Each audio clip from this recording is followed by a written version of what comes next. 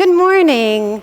I was really hoping to be able to preach a very happy sermon this morning. When I did my research for today's sermon on the passage that I would be preaching on, I quickly found out that the passage I'm preaching on is recognized as one of the most tender love letters that God has ever written to God's people. And I'm like, hey, wait, what? How did I miss that? A lot of people tend to think I'm kind of schooled in the scriptures, and so, how did I miss that, right? The passage was filled with a lot of strange names in foreign lands. I think that's how I missed it. And so I'm wondering if you all might be missing it too. I am preaching on a love letter this morning, but it's probably more accurately called a letter of long-suffering love. So which passage is it? I know we had an actual letter read to us, the letter to the Colossians, but it's not that passage, right? Nope. Then, Barry's saying, oh no, it wasn't that one. And then we also had the gospel read, right? The gospel from Luke, and that's always a love letter. The good news is always a love letter, the love that was delivered to us in the form of Jesus the Christ. But the passage that I'm preaching on today is the passage from the Hebrew Scriptures, the prophecy from Hosea. And if you'll remember last week, Larry shared with us that we would be having a series of sermons on the prophets. And when Larry and I sat down to talk about what I might be preaching about today, because that's one of the huge blessings to me when I'm able to preach, is that the clergy get together and we talk about what the message might be. And when we sat down to talk about it, I was all excited to tell Larry, it's a love letter, it's a love letter. And Larry's like, I don't know, Renee, it sounds more like a lament to me. And this morning I woke up and I went, oh my gosh, Larry is right again. This is actually what we needed this morning, was a lament. With what happened yesterday, another mass shooting in our midst, amongst our people, amongst us, and perpetrated by our people among our own.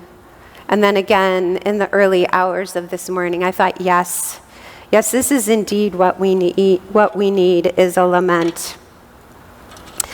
The take home from Larry introducing us to the prophets last week, where we would boldly pray the Lord's Prayer in a prophetic manner, was powerful for me at the time. And the take home message for me was that the prophets are all about showing us a way to be in relationship with God and with neighbor and with God's good creation.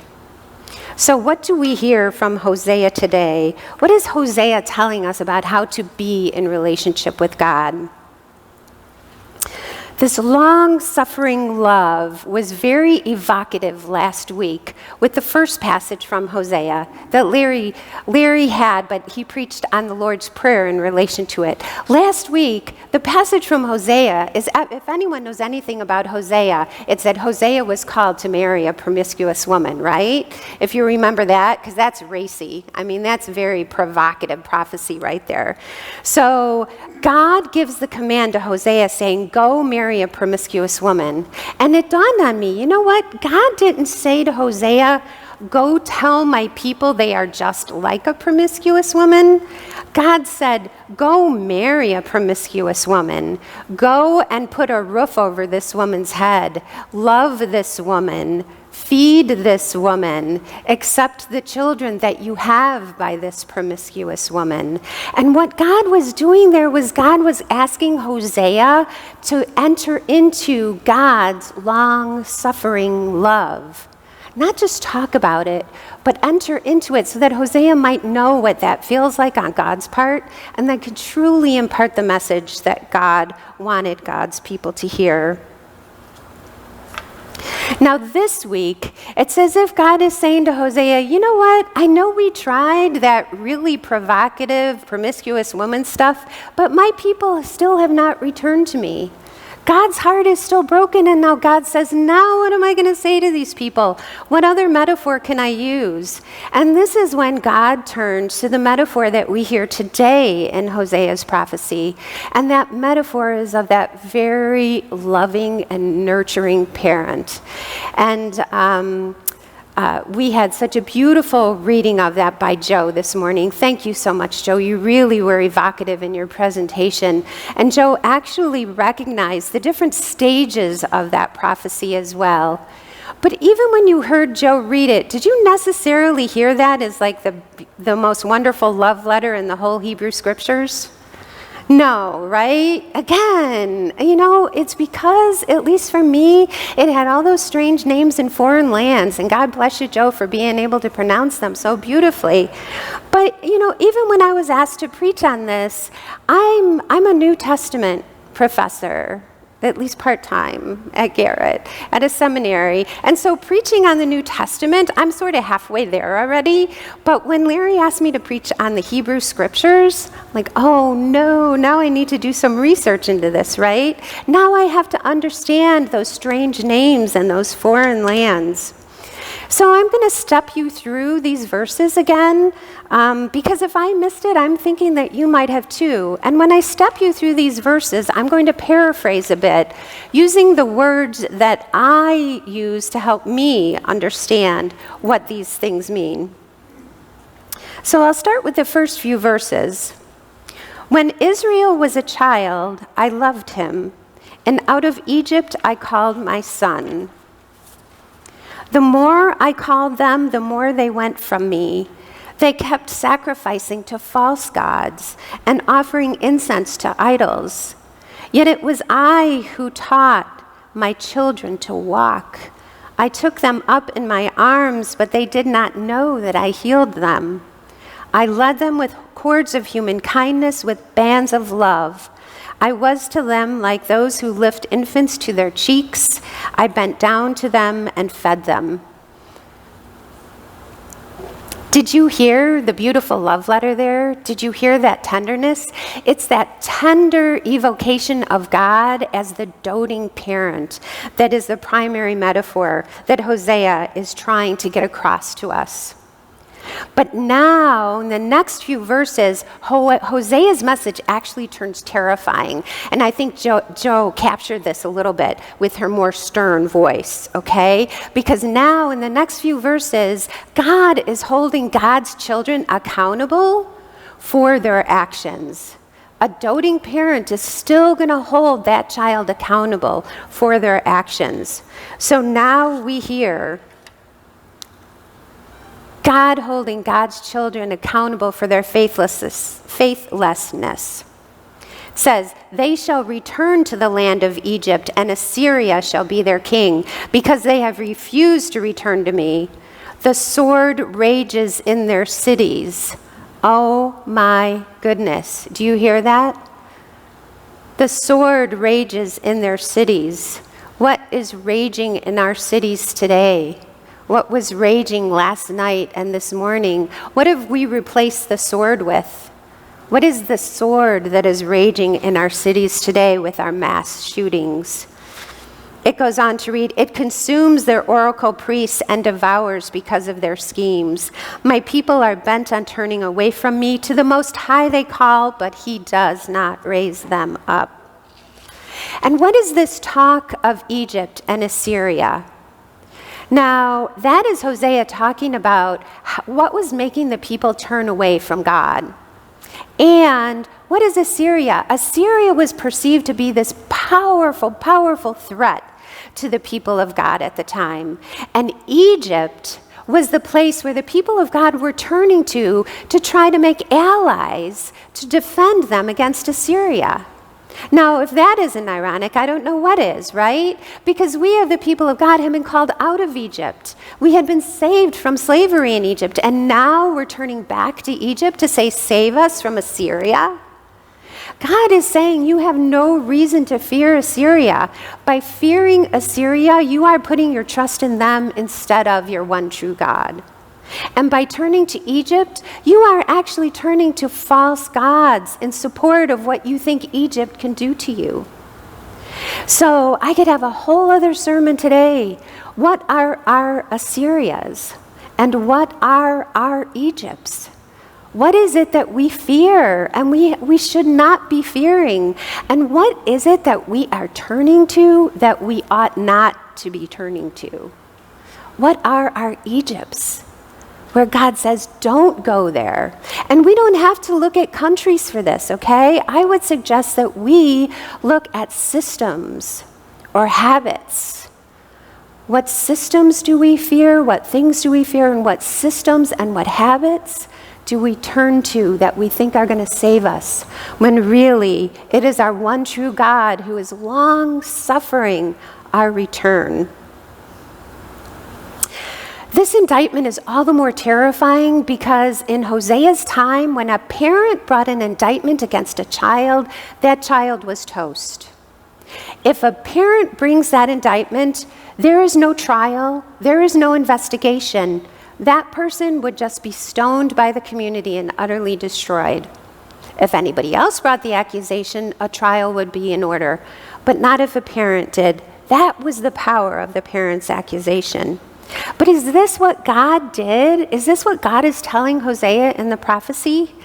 Absolutely not. Instead, the prophecy goes on to show what people have called an awesome unveiling of God's own anguish for even being put in this position. Notice how the prophecy goes on to address God's children directly. Going back to the verses, it goes on to say, how can I give you up, my children? How can I hand you over, my child? How can I make you like a city I have utterly destroyed? How can I treat you like a city of destruction? My heart recoils within me. My compassion grows warm and tender. I will not execute my fierce anger. I will not again destroy any of my children, for I am God and no mortal, and the Holy One in your midst, and I will not come in wrath. So did you hear it there? That's what I'm hearing as the love letter, that God's compassion rules over God's own standards for justice. This is the long-suffering love. Finally, the prophecy ends by depicting God as a lion and with what I call the gift of the roar. Listen to this. They shall go after the Lord who roars like a lion. When he roars, his children will come trembling from the west. They shall come trembling like birds from Egypt and like doves from the land of Assyria, and I will return them to their homes, says the Lord. Again, remember, the prophets are here to show us a way to be in relationship with God. And when God roars, what does that mean? What is happening there? That is God warning us of the consequences of the many other ways that we like to avail ourselves of relationship, either with God, our neighbors, or God's good creation. I learned about lions one day when I was still in seminary. I was taking a class and we were discussing some verse that had lion as a god, or God as a lion in the verse. And some of the students in my class had just returned from Africa. They had been on a mission trip there. And they loved telling the story about how one night, even though they had been warned not to stray far from the boundary of the camp, they decided, being college students, okay, they're gonna go exploring one night. And they left the boundary of the camp, okay? And they told the story about how in the middle of the pitch black, there was this resounding roar that came up, a huge roar of a lion that absolutely terrified them. And they went running back into the center of camp and threw themselves into their tents and their sleeping bags. And they loved to just tell the story about how they had outrun this lion and how they were so smart, right? Well, I had another student in that class who was from Africa, born and raised in Africa, and he started laughing hysterically. And he's like, "You think that you outran that lion? Do you honestly think that you outwitted that lion? If that lion had wanted to eat you, that lion would have eaten you. But instead, that lion gave you a gift, and that lion roared. And that is the gift that you were able to take back to your sleeping bags that night." So that really gave me a wonderful image of what's happening with God when God roars like a lion.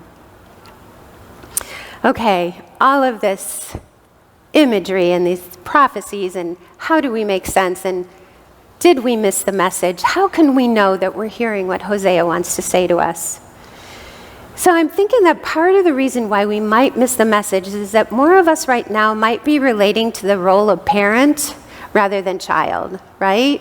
I mean, I'm still a child. My father is still alive, but I'm also a parent. I'm the parent of a 24-year-old, my daughter, Maylin. So I'll share with you a parenting story. When my daughter Maylin was 17, she was gifted with a car from a family member. And this was thrilling to her because she was in college at the time. She was going down to Illinois State University in Bloomington Normal, about a 2.5-hour drive down 55, as I'm sure many of you know. And this was going to be her ticket to freedom. She was going to be able to drive herself back and forth, up and down that highway, come home on weekends whenever she wanted. Wonderful, right?